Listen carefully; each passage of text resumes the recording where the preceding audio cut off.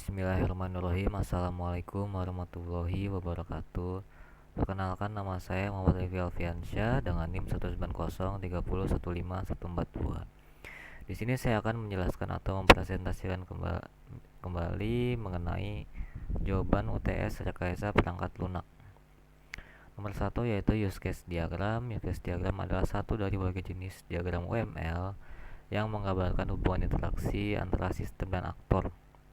Use case dapat mendeskripsikan tipe interaksi antara si pengguna sistem dengan sistem lainnya, dengan sistem-sistemnya. Use case diagram merupakan suatu yang mudah dipelajari. Langkah awalnya melakukan pemodelan dan perlu suatu diagram yang mampu menjabarkan aksi aktor dengan aksi sistem itu sendiri, seperti yang terdapat pada use case diagram. Nah, di sini gambaran use case diagram adalah seperti ini, yaitu terdapat aktor, customer, ATM teknisi, dan juga bank. Nah, ini merupakan urutan dari proses-proses yang berkaitan dengan aktor tersebut. Kemudian yang kedua adalah activity diagram, yaitu diagram yang dapat memodelkan proses-proses yang terjadi pada sebuah sistem. Runtutan dari suatu sistem digambarkan secara vertikal. Activity diagram merupakan pengembangan dari use case yang memiliki alur aktivitas. Alur aktivitas berupa runtutan menu-menu atau proses bisnis yang terdapat dalam sistem tersebut. Dapat diartikan pembuatan activity diagram hanya dapat dipakai untuk menggambarkan alur kerja atau aktivitas sistem saja. Seperti contohnya adalah seperti ini. Ini merupakan contoh dari activity diagram. Ada bagian gudang, bagian pembeli, bagian supplier, dan urutan prosesnya dibuat secara vertikal ke bawah ya, ini, dan saling berkaitan satu sama lain dengan sampai selesai, sampai terima kwitansi. Kemudian yang kedua, kelas diagram. Kelas diagram adalah salah satu jenis diagram struktur pada UML yang menggambarkan jelas struktur serta deskripsi kelas, atribut, metode, dan hubungan dari setiap objek. Bersifat statis, dalam artian diagram kelas bukan menjelaskan apa yang terjadi, melainkan menjelaskan hubungan apa yang terjadi. Ini sudah saya siapkan, yaitu kelas diagram. Kelas diagram contohnya seperti ini, visualisasi perusahaan. Sini seperti terdapat pegawai dengan sub-subnya, ada NIP, nama, alamat, atribut, departemen, nama ini yang juga sama berkaitan antara satu sama lain. Kelas diagram. Selanjutnya itu sequence diagram. Sequence diagram merupakan urutan sebuah diagram yang digunakan untuk menjelaskan dan menampilkan interaksi antar objek-objek dalam sebuah sistem secara terperinci. Selain itu, sequence diagram juga menampilkan pesan atau perintah yang dikirim beserta waktu pelaksanaannya. Diagram ini terdiri dari dua dimensi, yaitu vertikal yang menunjukkan waktu dan horizontal yang menunjukkan objek. Tiap objek termasuk aktor yang memiliki waktu aktif yang digambarkan dengan kolom vertikal yang disebut lifeline. Sementara itu, pesan atau perintah digambarkan dengan garis panah dari suatu lifeline ke lifeline yang lain. Sebenarnya sudah saya siapkan sequence diagram, contohnya seperti ini. Ada aktor mahasiswa, kemudian ada hubungan panah, isi password, user login, mahasiswa isi ID password pada halaman user login, kemudian password lanjutnya kepada sistem. Apabila password salah dikembalikan lagi menuju user login. Setelah itu dari sistem, jika berhasil login menuju ke database dari mahasiswa itu, kemudian ada dashboard. Nah, kira-kira seperti inilah tampilan dari sequence diagram. Nomor 2 yaitu jenis software. Software adalah program yang berisi instruksi yang akan menjalankan perintah untuk melakukan pengolahan data. Jenis software terbagi menjadi 4, yaitu operating system, application software, utility software, dan malware. Nah, Yang pertama, operating system ini seperti contohnya Windows 7, Windows 8, Windows 10, yaitu sistem operasi Windows. Kemudian ada aplikasi software, misalkan aplikasi pemrograman Java atau aplikasi WhatsApp dan lain-lainnya. Kemudian ada utility, itu program bantu, itu biasanya ini tools untuk mengeksekusi ya program gitu. Kemudian ada malware, yaitu program perusak yang dapat membahayakan eh, komputer kita. Ini software yang biasanya digunakan komputer yang banyak komponen dalam perangkat elektronik yang digunakan. Ini dibagi menjadi tiga: hardware, software, serta brainware atau pengguna komputer itu sendiri. Yang kedua ada sistem software. Sistem software adalah sebuah sistem program yang bersifat pengontrol kolektif atau secara umum bersama dan keseluruhan. Bisa dikatakan sistem software adalah salah satu jenis software yang paling penting bagi sebuah perangkat keras, karena sistem software ini bekerja pada elemen lapisan pertama kita sebuah perangkat dinyalakan. Selanjutnya ada aplikasi software, itu software yang dirancang untuk menyelesaikan tugas-tugas spesifik dalam operasi sistem. Beberapa tugas ini termasuk menanggapi dokumen, menanggapi perhitungan, edit gambar, edit video, dan lainnya. Contoh aplikasi software yaitu kayak editor gambar, database, software, spreadsheet, olah kata.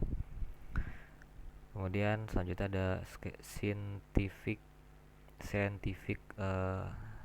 software, yaitu perangkat lunak rekayasa dan sains. Perangkat lunak yang digunakan dalam bidang aplikasi teknik dan kerekayasaan. Perangkat lunak jenis ini biasanya berhubungan dengan komutasi data numerik, CAD, sistem simulasi, dan lain-lain. Embedded software itu adalah bagian dari perangkat lunak yang tertanam berupa sebuah chip dalam perangkat keras atau perangkat non-PC yang dibuat khusus untuk perangkat tertentu untuk mengontrol berbagai fungsi tersebut pada hardware yang biasanya memiliki keterbatasan pemrosesan dan memori. Embedded software seringkali dikaitkan dengan firmware. Selanjutnya ada product line software, merupakan sebuah proses manufakturisasi dari perangkat lunak di mana konsep reuse digunakan. SPL akan baik digunakan jika perangkat lunak yang akan dibangun memiliki kesamaan requirement dengan beberapa perangkat lunak lainnya yang sudah ada. Yang selanjutnya ada web application, yaitu aplikasi yang dapat diakses melalui web dengan menggunakan jaringan internet. Web application hadir dalam beberapa fitur yang tambahan yang dapat digunakan pengunjung untuk lebih bisa berinteraksi di dalam website. Jadi intinya web application ini lebih bisa responsif dan lebih bisa interaksi terhadap user ya. Artificial intelligence software, yaitu sistem komputer yang mampu melakukan tugas-tugas yang biasanya membutuhkan kecerdasan manusia. Teknologi ini dapat membuat keputusan dengan cara menganalisis dan menggunakan data yang tersedia dalam sistem, dan juga melewati proses yang mencakup learning, reasoning, dan self-correction.